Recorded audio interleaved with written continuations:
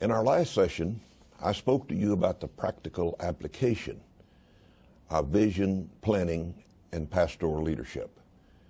I particularly looked at three areas. The importance of preparing your sermons in advance. That will really help you, preacher. I'll assure you that building some escrow, getting some material in place so that you don't have to do things at the last minute and feel the pressure of a deadline. I have to preach, I have to be ready, and I have to do it whether I'm ready or not. It will greatly help you. I encourage you to take full use and make full use of that information and that advice. But I also talked about the importance of a preaching calendar, of getting things lined up and getting sermons of a good variety, and if you have guest speakers, building a preaching calendar will be of help as well. And then I also spoke of a church calendar. So important to see the church have clear direction, to be going after a particular direction, an area that is well chosen and well spaced, so that you're not doing everything all in 1 or 2 months, but you're over a year's calendar. You have balance into the church calendar. I'm now going to talk to you about two other areas of pastoral leadership. I'm titling this particular session, Vision, Planning, and Longevity. Hopefully you've been to the site and printed out a handout for this session. There are those printouts. They're available up there. The handouts are as free downloads. So if so, and you have one, it would be good to look along. As you see, I'm going to talk about two other practical areas of pastoral leadership, vision and planning. And I want to tell you that today I'm significantly raising the stakes. I want to talk to you about some areas, two areas in particular, that if you neglect and you have failure here, you're going to have big problems when it's too late to do very much about it. The planning of your sermons and preparing them ahead of time will take pressure off you in having to do things at the last minute, and it will free you in the pulpit. For you to plan ahead with a calendar, a church calendar, where your sermons are laid out, AMs and PMs, Wednesday nights and such, will help your church. It will bring a greater clarity and greater direction to your whole church. It will help you as well by taking off additional pressure. Certainly by a church calendar of events will balance your church so that you have a rounded church year that is systematic and planned. Here, in the areas that I'm about to discuss, failure to do this, failure to get ready, has grievous consequences. I'm talking about macabre consequences. You know that I've been in the pastorate for a long time, more than 60 years. And I will tell you that I've been watching. I've watched men, young, grow old, who pastored a church and who got to a point where they couldn't pastor church anymore. I've seen what happened to them when they went to live with their children or in some government facility where they didn't have enough money to pay the electric bill or to buy decent food, and where they became poverty cases, pretty well at the mercy of people who would help them, mainly their own children, as I've indicated. I've seen it happen to the old pastor. Good, faithful old pastor with good heart. But I've seen also what it did when he died, and many of them die first. What it did to his wife, where she was. It's bad enough for him. It's worse for her. So what I'm talking about today is reality about what is coming to you personally, and another area that I will first discuss is about your church. When you can no longer keep going. You've had a stroke, you've got an Alzheimer's, or you have some other disability or debilitating thing that has taken you away from the ability to continue. What happens to the church? Do you just die off and leave it? Do you just walk off and leave it? How do you do that? How's the right way to do that? So these are the areas we'll be discussing today. I want to talk to you first about your church and post-you days, when you are no longer the pastor of the church, and now we're looking beyond the current generation and the present church as it is, with you in it and all that's going on there now. I think every one of us who has much willingness to be honest at all knows that we're not here mortally forever. Yes, we have eternal life, but that doesn't give you 125 or 50 or 200 years. From a mortal standpoint, we're passing through here. Every one of us is just passing through here. None of us owns the pastorate where we are. Sometimes we get to acting like and thinking like that we do, but it's just a matter of time till you won't be the pastor of your church anymore. You may say, well, I'm young, that's a long way off. Well, it may not be as far as you think.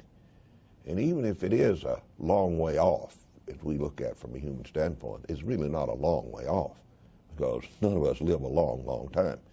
100 years can get by you really quick, and most of us won't make it to 100, and after 75 or 80, if you're still around, it won't be so much fun as you think it will. You'll be getting older and weaker, and a whole lot of bad things you won't like will probably be there at that point. You may say, well, I'm not going to have a moral scandal. Well, I hope you don't. But you're not above it. You do a lot of counseling, and you're opening the door for it. I assure you, a lot of people say, well, I want to counsel. Well, let me tell you, that's a bunch of people have bitten the dust. Preachers have bitten the dust because they didn't realize that the person they were counseling, the lady especially, was more interested in them than it was in the counsel. Bragging on if you were my husband. And they fell for that, and first news you know, a moral failure happened. You don't think it would, but it could.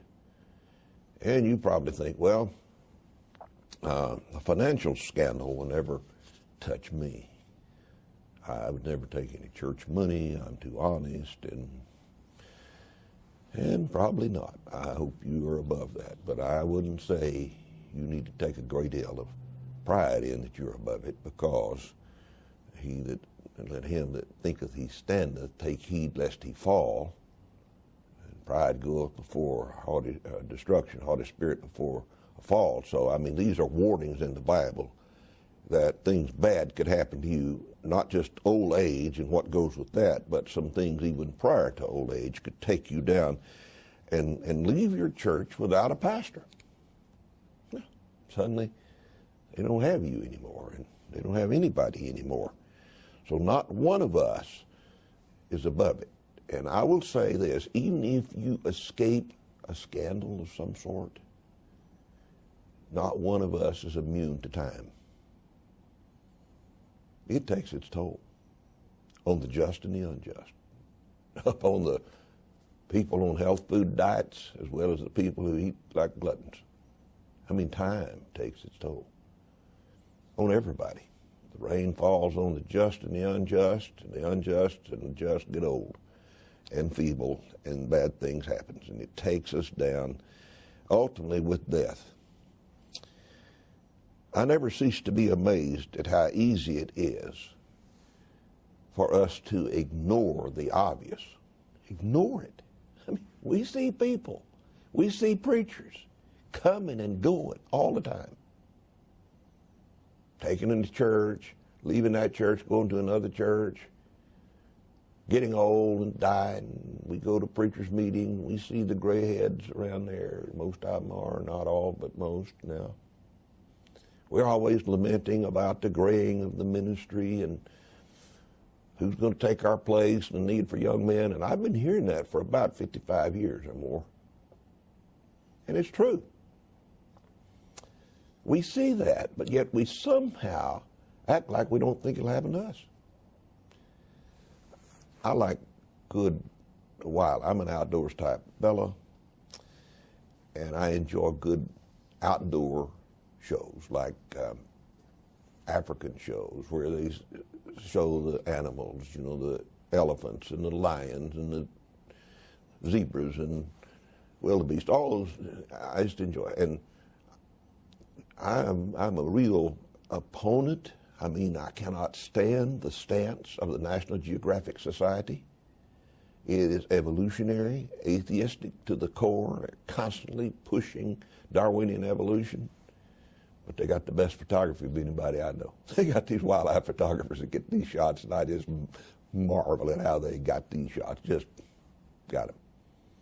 And I've seen a herd of zebras and wildebeest out there on the plains eating that grass. And you see these lions, you know, they hunt in a pack. They got it figured out pretty well, or they cooperate, and they can bring down a big old zebra. And they do it. And a whole pack of them, and before he's even quit kicking, they're eating him. I mean, eating him alive almost. And every other zebra, when the attack comes, I mean, there may be 50 in the herd, they run and they yip and they do all the things zebras do and kick. They'll turn around and for maybe a few seconds they'll stare at the lions. They're eating their mother or their brother or whoever. And within just a few minutes, I mean like 2 or 3 most of the time, they just go back to eating like nothing ever happened. I don't know what they could do to prevent it, but I do know that preachers can take and should pay attention, but we're somewhat like that. We see what's happening to our brothers and sisters, and especially fellow pastors, how they get old. And we see them go down early with diseases. We watch if they resign, and we watch their wives after they die. But over here, we're watching, and it's like, well, it doesn't mean anything to me. I don't have to change anything. I shouldn't do anything. It's like it just goes by. It amazes me how that happens. If your church lives somewhere up the road, again, I repeat, you will not be a part of it. It's easy to see that. Just look around. Just watch it all the time. They may run you off. They may fire you. Oh, me? Yeah, you. They do it all the time. Guy gets crossed with his church, gets civil war going, and they part ways, and they stay, but he leaves. Not usually that he stays and they leave. They may leave to the point some, just a few are left, but eventually he'll leave. And I know very few preachers that ever got run off or quit because they were so tired of it, they just sick of it, and so they resigned. I don't know any of them that ever said, well, it was my fault. It's always their fault. It's always they were doing something. So I'm just saying that your church one day will be without you. It may be that they run you off, but even if that doesn't happen, one day you will get sick or hurt or in some way physically incapable or mentally incapable of continuing to pastor that church or any church. You're just going to be out of a job. So that's it. I'm not inventing the wheel here. I'm just talking about the obvious that we have this tendency to ignore. So you have to ask yourself, if that is inevitable, it's not an if it will happen, it's a matter of when. What will my church do without me? How will they carry on? Or will they carry on, even at all? We can be cavalier about it, and preachers are pretty good at being cavalier, pretty expert at it. You can be cavalier about it and say, well, God will take care of them. That's none of my business. I've heard that. I've heard those words. God will take care of them. That's none of my business. He may, but he may not. He just may not sustain them after you. They may just die. After you're no longer the pastor, they may die. They may even die on your watch, get to the point to where there's a sick, you have to leave, and you just have to close the doors at that church. Let me tell you that no church is more vulnerable than they are when they're without a pastor. Bad things can happen. The fact is that without a pastor, many churches fragment, just disintegrate, and they go down. Some of them down completely. But the ones that don't go down completely and die often get weaker if there's especially an extended period of time without a pastor. Some of the people will just get nervous and say, well, we don't have any pastor here, and they'll run across a friend or somebody down the road that has a good word about another church and pastor, and they'll just ease away. Some of them get to thinking, well, we don't have one, I don't know when we're going to get one, so I need a church that's viable, and this church is not going to make it. So they somehow, without a pastor, people begin to evaporate. Ironically, on this 8th day of December in 2017, those of us who live in Houston, Texas, woke up to snow on the ground. I mean, my yard was white. The houses around me, all their roofs were white, and it was like, am I home? You know, is this real? Yeah, in Houston, Texas in December, it did it. But by 8 o'clock, even when the sun was not shining directly, the snow was just dripping, melting away. It reminded me of churches without a pastor. People just melt away, sometimes even with a pastor. Sometimes, I will say, with a guy that's in the position but not really being the pastor. Churches just evaporate when people leave, so churches go down. So that is going to happen. I will say also that many churches are ill-equipped to deal with life without a pastor. Not only will the pastor go, and usually in that interim, they're just not equipped to know what to do.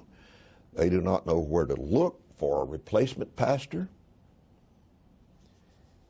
If they find one that they hear about, somebody tells them it seems to be okay and they want to consider, most churches don't know what to ask him.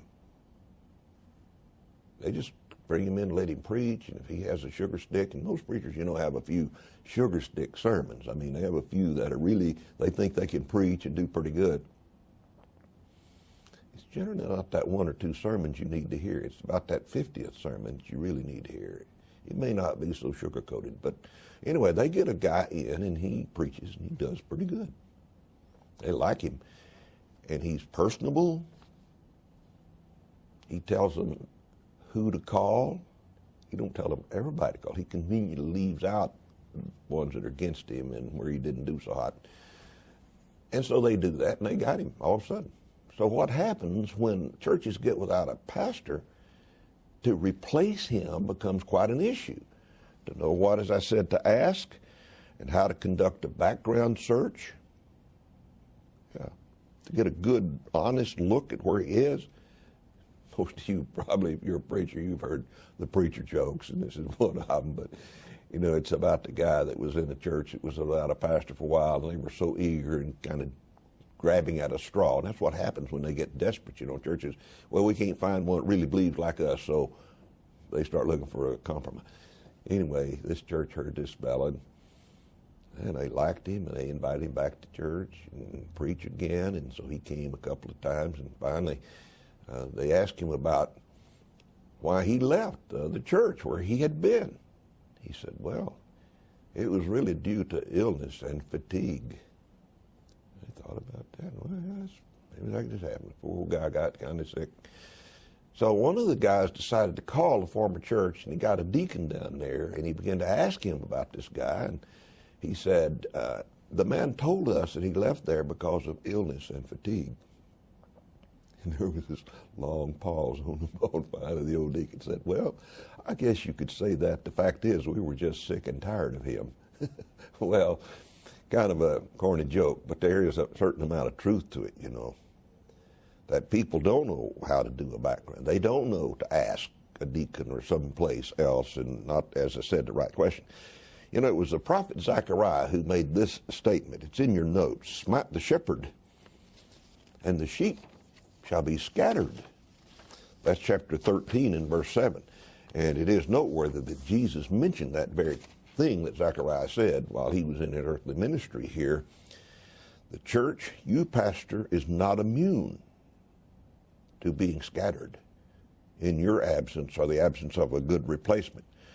And no church is guaranteed long-term survival. Just because they're a church, even a sound, doctrinally sound church with some good, loving people in it, not guaranteed long-term survival.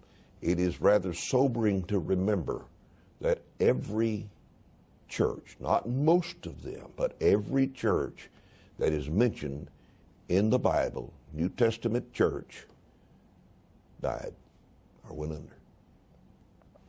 Every one of them. Good ones. Biblical letters that we use as guides for us, and yet they all died.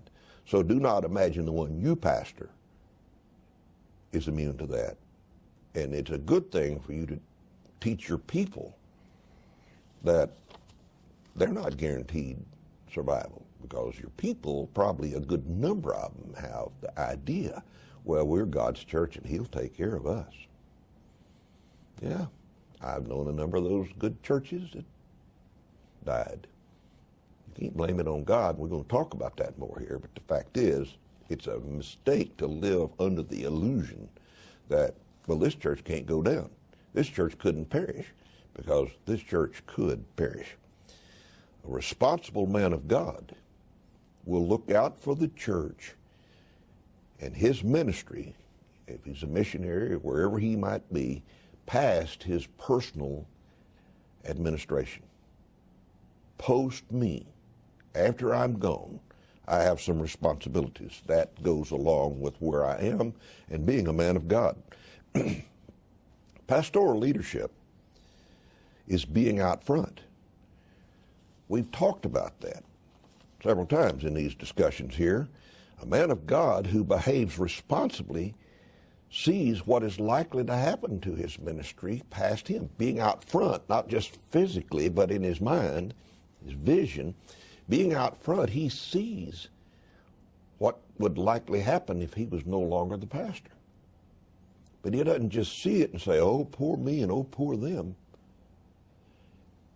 He develops a plan, some direction, something that he can do and teach and lead them to do that prepares for that possibility, that eventuality. He doesn't just ignore it. He sees what could happen, and he does something about what could happen to try to ensure that the bad things do not happen, especially the church would demise and even go down into a church graveyard somewhere. He will see that the church, in its constitution and bylaws, is prepared for this very event. I'm being specific here. What can be done?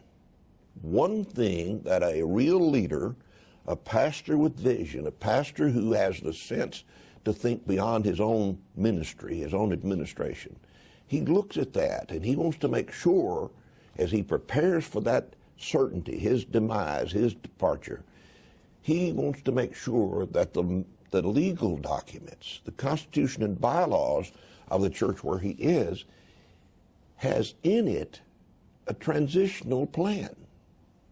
Who's going to do what? Who takes the lead here when I'm gone? The plan will specify who's in charge of the transition, for one thing. Will it be the deacons? Will it be 3 or 5 men of the church? And if so, which men? Who will decide that? Would it be a vote, or will those men assume that is their job? Will it be the rich, 1 or 2, with the loudest voice? Will it be the church bully who steps up and tries to dictate? Who's going to do it? If it's going to happen, somebody's going to be in charge of the transition. So a man that's a leader and cares about his flock and wants its longevity and its welfare beyond him, he's thinking up there, saying, what happened when I'm no longer? If I have a heart attack, I get in a car wreck, what are they going to do? Well, then, got to think about who's in charge. Who's going to be the pulpit committee, if indeed there is going to be a pulpit committee. He will also train his church as to how to deal with the pastor change. Train his church. He will teach them what to look for. Do not be duped. Do not be taken in by a sugar stick sermon or two, or by a hot dog personality, or by a charmer. Look at what a man believes. Find out his doctrine. What does he believe on the issues that you and your church hold precious? What does he believe about how to get saved? What does he believe about the Bible and the authority of Scripture? What does he believe about eternal security? What does he believe about the second coming of Christ? What is his prophetic outlook? What is his belief about the Bible? What kind of track record does he have? Go back to where he was. It's pretty revealing if a guy is 50 years old and he's pastored 25 churches, it ought to tell you he'll be with you a year or two and he'll be gone. Where's he been? What did they think about him where he was? Has he ever sexually molested a child? Has he done drugs? Has he been married more than one time? What about his moral life? What about his track record of ministry? Did the churches where he was before he got to you prosper, or did they grow weaker and eventually die? Why did he leave? Was he in a fight with the church? Was he in a fight with Deacon? Were they about to close the doors? Did they have no money? I mean, you need teach your church as a pastor while you're there. Teach them what to look for in the event of your demise. You don't have to scare them. You don't have to threaten them that I'm about out of here, about to quit. None of that. You're just being wise. You don't get up and preach necessarily a series of sermons on that, but you talk about it in your deacons' meetings or your men's meetings. You talk about it in your Sunday school. You do not deny what is obvious in front of you. Like, it won't happen here. It can't happen here. No, you prepare your church. You teach your church how to recognize the right pastor when they find him. If he's got the right qualities, he's qualified, has a good track record, he has a clean slate, he takes care of business, he's not a bully, he's doctrinally sound, all that. How do you teach your people, learn how to recognize the right guy? People ask about a wife. How do you find out a wife? You know, you're a young man, you're dating around, and you're free, you can date as many as you want to date. But if you're wise, one of them will come along and you'll realize this is the one for me. She's not perfect, like I'm not perfect, but I don't need to search anymore. And when you find the right one, you need to latch on. Not let the opportunity slip. Reality says churches are like that. There are not a whole lot of really good, qualified preachers around that'll fit. Even if they're good, they don't necessarily fit in that particular church, your particular church. So you need to help your people learn what fits, who would fit here, and how to find that person, and how to recognize that person when they find him. And you also need to teach your church while you're there how to prepare a financial package. Strange enough, but preachers can't live on love or pats on the back. They have to pay their light bill, and they have to buy food, and they have to have insurance, and they need transportation and a living house somewhere. They have to have money to live. A new preacher coming in has to has to live. So getting a church ready so that in a transition they know what to look for. They know they have to come up with the financial. You have to offer him some money.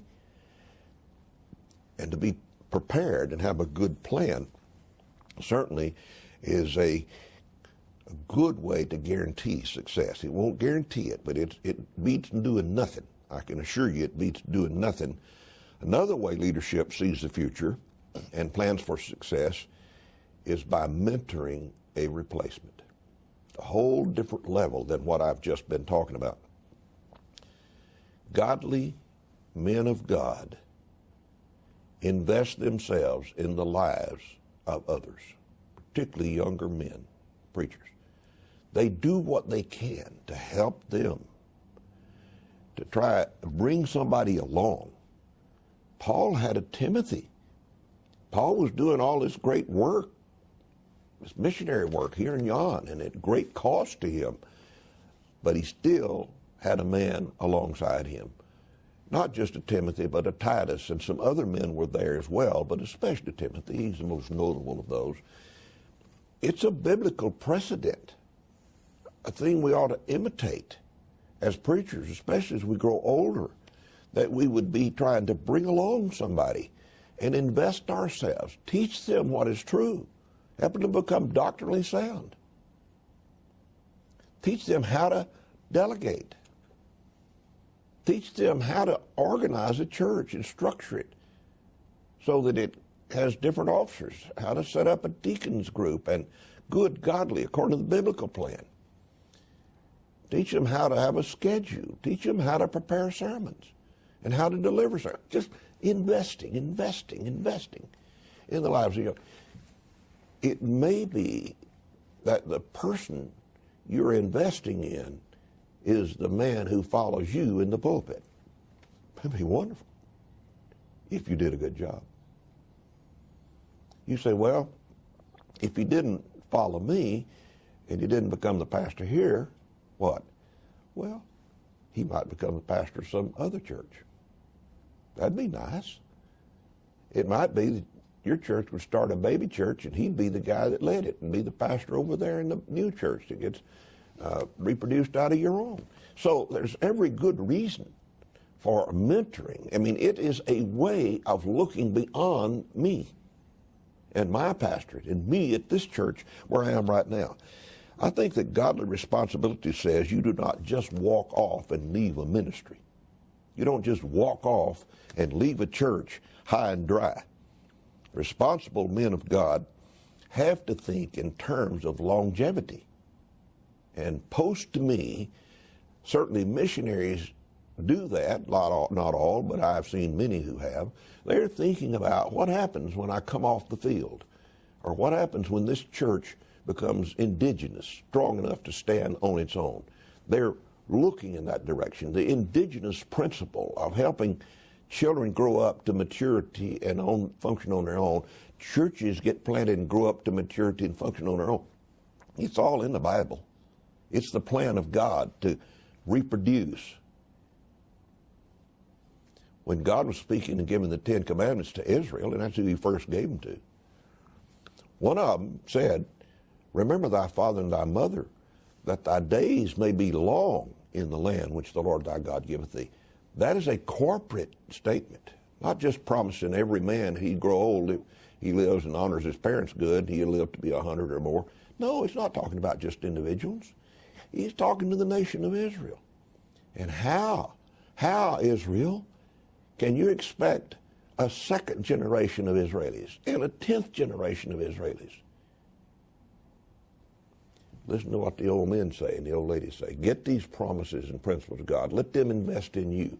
Let there be a symbiotic relationship between mentor and student where they're investing in you and you're absorbing it like a sponge and you're carrying on these very principles of truth that made them free and can keep you free and keep you in the land which the Lord gives you. If you want to keep living, nation, you want to keep living Christian society, if you want to keep living church, if you want to keep alive, pastor, beyond your time as a pastor of that church, you better invest in men.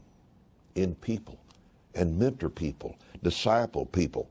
It's a self-indicting statement or thought, and it's certainly indicative of great sacrifice or selfishness for a man of God to be interested in his church only during his pastorate or his administration. That is just wrong. Well, I don't care what happens after me. We have to care. We have to be interested in what happens after us. If a man of God is truly interested in the work of God and not just his own, what he's doing, then he's interested in the work of God before he got here, and he'll be interested in the work of God after he's gone. And he'll want it to succeed, not just while he's there, but he'll want it to continue. A truly responsible man of God recognizes that he is a part of something bigger than himself. As a pastor of a church, it's not all about you. It's about the Lord's church and the Lord's work. And that merits giving it your best and being aware of what's going on around you and doing while you can what you can to ensure that it will be there when you're not. Because the day will come, as I've said, when you won't be there anymore. A man of God who makes no or little effort to ensure the welfare and the longevity of his ministry or church beyond his years is short-sighted and selfish. I'm reading it right out of my notes. You have a copy right there. Leaders with vision plan for longevity, not only during their own administration, but post them. I'm going to spend the rest of this session talking to you about post-pastorate years. Not so much now about the church and what happens to it, but about you and what happens to you when those post-pastorate years arrive. Sooner or later, I will repeat, a man of God will end his mortal ministry. He won't go to another church. He will be out of the ministry. He'll either go to the graveyard or he will be where he can't pastor another church. Sooner or later. As already indicated, we're all mortals, and all mortals get sick. Yeah, all mortals get sick or hurt. Maybe from a fall, from a car wreck, from a gunshot, some crook robbing your house shoots a hole in you. They get old. If they don't die younger, they get feeble. That is just as true of a good preacher as it is of a ditch digger or a doctor or a fireman or a lawyer or a crook. It happens across the board. One thing happens to all people. They either die young or they get old. A few preachers, I might say, do not get old and sick. What's the alternative? They die young. That's what happens to them. So they miss all this old age and nursing home stuff and living with the kids and all of that stuff. But the chances are very high that won't happen to you. Chances are really high that you will get sick. You will get hurt. You will get a disease. You will get old. These things are pretty likely to come your way. And I found that as you get old, feebleness just seems to go along with it for at least a very large majority of people that I know. I've personally watched several preachers, really lots of them, and missionaries reach the winters of their lives. For many of them, it was a rude awakening. I mean, a really rude awakening. And it was too late for them to do very much then. They were at the mercy of God and the mercy of their families or whoever would have mercy on them. And they got there to their winter, to their old age, to their disease, to their hurt, to their feebleness, unprepared. Unprepared. Happens often, lots of them. One of life's realities is that it goes on with or without you. It's a fact that it will happen to you. Keep going whether you're prepared or whether you're unprepared. Just a fact of life. It can be merciless. I have an old buddy up in East Texas that says life's tough. Often life's tough, really tough, hard. Even men of God and their mates who are no longer able to stay on a missionary field or pastor a church need a place to live. They have to have food to eat. They have to pay all those bills that we've talked about, and they need transportation. They need clothes, and they need shoes. And let me mention this. It may be the last on my personal list here, but it is not the least. Health care. The older you get, the chances are greater and greater that you will need more and more attention from doctors. You will have to take more and more pills that are high and costly. You will be in hospital. You will need medical attention, lots of medical attention. It grows, most of the time it grows with old age. And I suspect that even when you get pretty old and feeble, you'll still want to go somewhere every now and then. You won't want to just sit in the house all day, day after day after day, just waiting in your house to die. You won't like sitting in a nursing home waiting down there to die, and that's usually what happens when you end up down there. I've seen them. In the years, my years in the ministry, because I've rubbed shoulders with preachers, that's been the group that I had the most familiarity with and the most in common with. And through these years, listen, I have seen old preachers and old missionaries, not just one or two, but lots of them living in poverty. As I've indicated, living with their children on welfare, just getting by. And many old preachers have hung on to a pastorate, not because they could still contribute very much to that pastorate. They hung on because they didn't have anything else they could do that would get a little money into their pocket to help them pay those bills. They weren't preaching because they loved the Lord so much. They weren't preaching because they felt like they could contribute to the work of God. They were preaching because they had to. They would damn a hireling, but they became a hireling. They had to do it for money. It's a poor reason for pastoring a church, because you have to have money. And I understand it. I don't have a solution to that, but I'm telling you, it goes with unpreparedness. It goes with failure.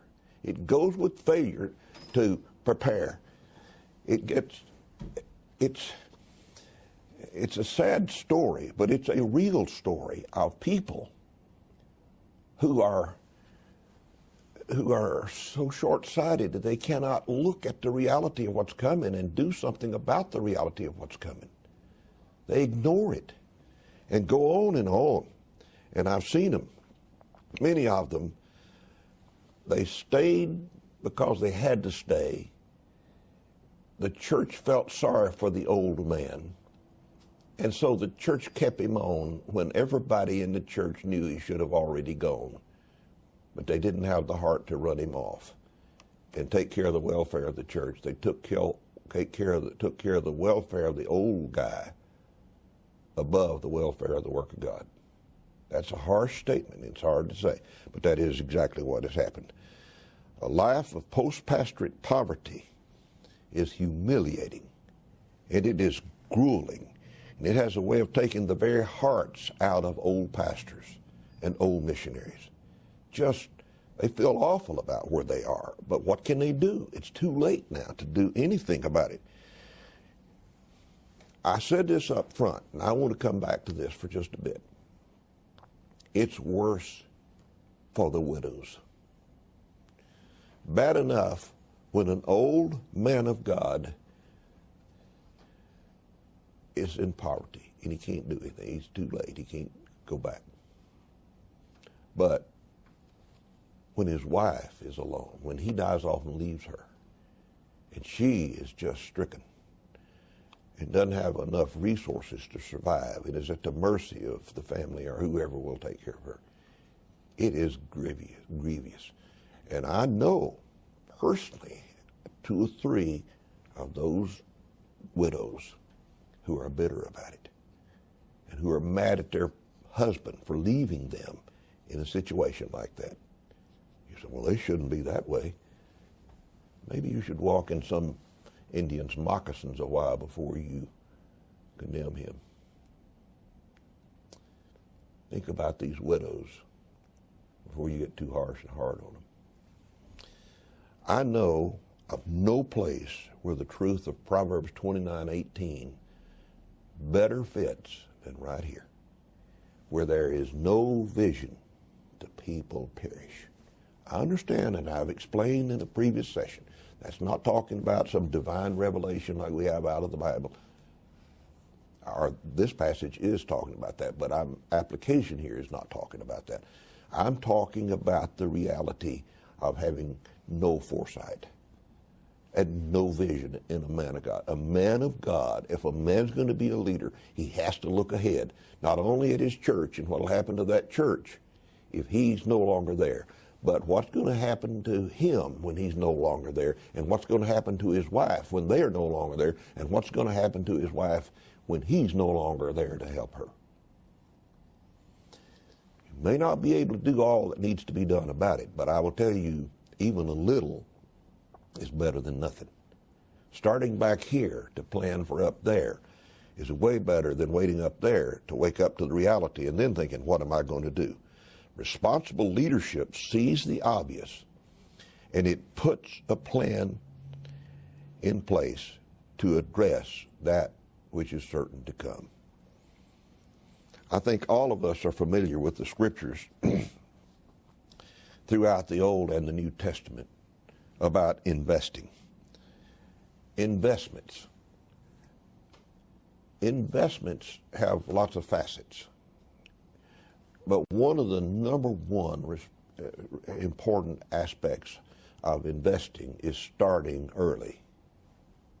Having enough vision back here to see it coming and start doing something about it. We have the example, for example, the parallel analogy of the ant. Go to the ant. God says that. Go to the ant. Because while they in the summertime, while they can, they get ready for the wintertime. They don't just wait like the grasshopper until it's too cold, I can't go out, I'll just starve to death. They do something, and God says, be wise. He tells us, especially as men of God, to be wise. So I cannot overstress the importance, and I put that in your notes, and I'm emphasizing it on purpose right here. The importance of starting early. That is so vital to investing. Usually investments take time. Money has to grow, not just like grass, but in another sense of growing. It's the latter years of an investment that pay off the most.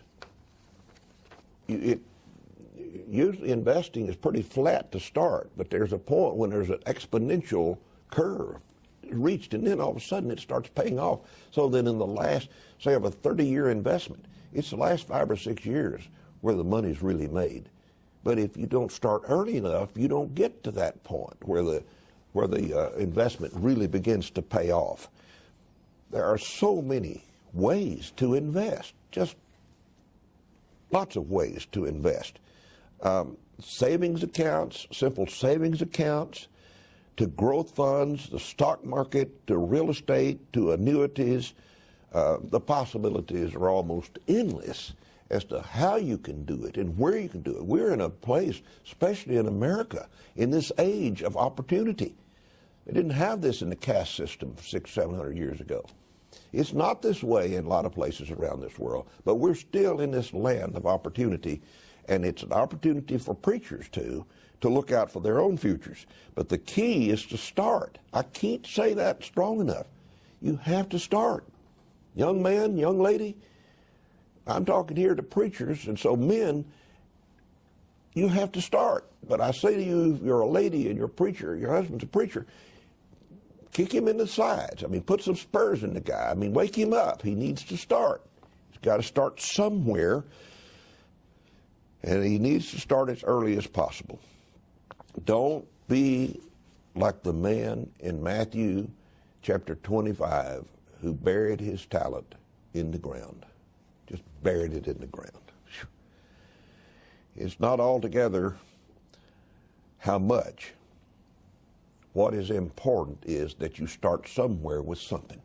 Even a little can pay off more than you think in times, if given enough time. If you start early enough and you consistently do it, then a little bit can really pay off. I know what an argument is. I've heard it with these ears from many sources. Young preachers and even older preachers say, well, I couldn't do it because I never had enough to invest. Hello? That's like saying, I can't tithe. I don't have enough to tithe. God has a plan. You do it proportionally. You don't do nothing because you can't do a lot or as much as somebody else. You start. You have to start somewhere. The sad thing about so many preachers is that for one reason or another, when they are younger, they do not look to the future. No vision to see what's coming. And so, since they don't see it, they make no provision for what's coming, and for one lofty reason or another. And usually their reasons are pretty lofty. They just don't do it. They don't invest. Some have even opted out of plans like Social Security and others. And I understand the popularity of that at one point in time, but I'm just telling you, they opted out and they didn't do it. And doing nothing means death in the pot. And when you get old, poverty and an anguish of soul, we have to avoid a trail of tears by getting involved for our own welfare and the welfare of that mate that God gave, that we're responsible to take care of her. We have to think ahead and we have to plan ahead. And leadership is thinking ahead and planning ahead and doing something to initiate the plan. Not just standing by, moaning and groaning, folding the hands and doing nothing and saying, well, I couldn't. To the young men who listen to what I'm saying, I cannot overemphasize the importance of vision and planning for your post-pastorate years in a very real way. Your financial longevity depends upon your vision and your planning and your preparing for the days that are coming. Otherwise, you're going to go down soon, and you're going down in a very poor way. Don't let some high and lofty mindset rob you of your future and put you into abject poverty when you're down the road. Before I conclude this session, I want to spend a little time just bringing you very personal and practical cases. I am not a man of great means, material means. I was young once, a young preacher once, and I realized that I needed to do something. I realized that nobody was going to take care of me when I got real old. I figured my mom and dad wouldn't be around to do it. My kids didn't have any, but I didn't want the ones that I did have to do. I had one little one, just 3. But I just realized that something had to be done. And so a rather eye-opening event happened in my life, and that is that I was in a car wreck in 1967. Some of you are aware that that's when the Lord put the burden of the basic Bible truths onto my heart. In that car wreck, I was in bed from December the 7th, my own personal Pearl Harbor Day, until the 1st of April, before I ever stood up. My pelvis was broken and hip, so I had to lie for a long time and didn't have all the medical help we have now. So I had a while to think, December mostly, and January and February and March, to think about where I was. And I realized if I had died in that car wreck, my widow, Margaret Hudson, would have been on the street probably within 3 or 4 months at the shortest. I could just hear it. The nice, good gentlemen, deacons at church where I was, coming around to Miss Hudson. We sure loved Brother Hudson. And we are so sorry it's gone, but we need our parsonage. The church has to go on. We have to bring another man in, and we have to have the parsonage. You're going to have to move. We're going to give you a month or 3 months or whatever. And I realized that Miss Hudson would go home to live with Mom and Dad, who were not very Christian-oriented people. And I realized that my little boy, the little 3-year-old Mark, would be in terrible shape. It was going to be hard. So I said, uh-oh, something has to be done here. I was motivated, and I will shorten this story, to go to the Beaumont, to the Gibraltar Savings and Loan Company over in Beaumont. At those days, there was a lady in the church who worked down at the little branch that was down at the corner of East Texas Freeway 69 and or across Lucas back in those days, put a little metal building up out there, and it was a little branch office. And so I went down there to her one day and said, I need to start a little savings program. She said, well, she called me Pastor Hudson. Pastor Hudson, how much do you want to start? I said, well, I want to start with $10. She laughed at me. She really laughed at me. She said, you can't start a savings account with that little amount. You have to have, I think she said $250 or $500, I don't remember. I said, well, okay. So I went back and I started paying every week. I would take $10. I think I actually took $5 out at the first, and then I did until I saved up. I think it was $250. So I went back down there and started a savings account, and I started every payday putting $5. You say, well, that's not worth it. Well, let me tell you that I put it in there for a while, and then this church over in Houston, Texas, called me as their pastor, and it's a story that I could tell you at a different time, but I came here to Houston, and in my move, I determined that I wanted to not be in a parsonage anymore. I wanted a house. I realized I needed to invest in a home that's mine, that my wife doesn't have to live or move out of if I die. It's still her house. And she may have to pay a note on it, but it's hers. So the church over here had already kind of went down that rodeo, and they didn't want to buy a parsonage either. So I found a house in Houston with the help of 3 good men where I could get a 5% loan. You know, 10% is hard to get, but a 5% down loan.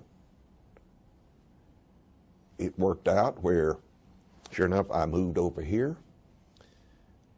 Into that house, I had to have the down money. Time I paid the closing cost and the down money, it was right at $3,000, about $2,900 and something dollars. By putting 5 and I had upped it to $10 a week in the Gibraltar Savings and Loan, I had about $3,200 saved up. Just enough to pay down on the house where I moved in over here. So, my savings, I had something started. If I had done it, if I had said, I'm too poor, you know, I was struggling to pay for groceries then, I can tell you. But I started somewhere, was able to pay down on the house. We moved in that house. I noticed that when I paid my monthly payment, that most of the payment was interest. I think my payment was about $260 or something like that a month. And I think like $5 or $10 was going to principal, and the rest I was going on. I had a 30-year loan. I said, well, I'm not real smart, but I don't have to be a rocket scientist to figure out that I'm paying very little on this house. I mean, actually, each month the interest would grow, would diminish, and I'd put a little more into principal, but it's taken a long time. And so I said, you know, I believe if I can pay this note in the next month, I can just pay one principal. I mean, only like another $10. Something like that. I believe I could do that. So I just set up. It took me a little while, a few months to figure that out, but I started paying a little interest. Paying a little principal, one principal each payment. I realized if I can do that for the duration of a 30-year loan, I can pay it off in half the time. I can pay it off in 15 years. So sure enough, I did it, paid the loan off in 15 years. About the 14th year, I had an opportunity to buy another house Some people helped me with that. But did you know that the money that I made off of that other house enabled me to get into the other house, the new house?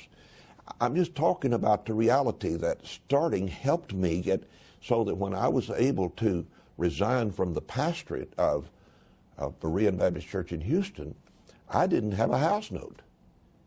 And I had started earlier also in some investments with just a little bit.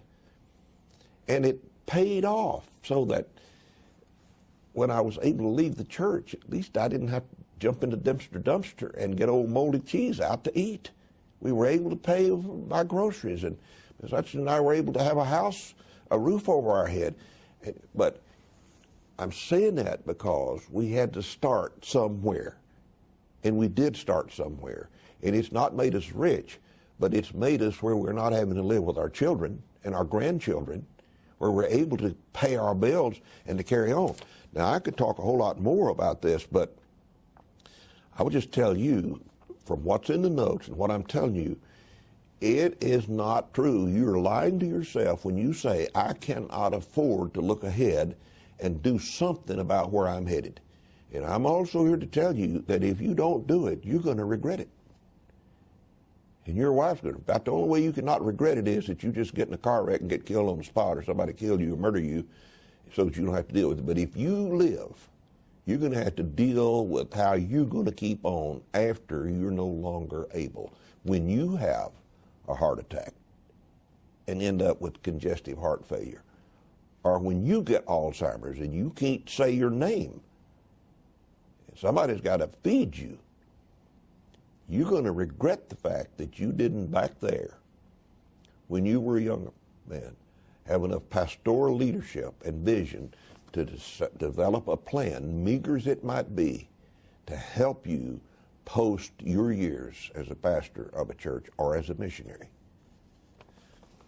A lot more could be said on this.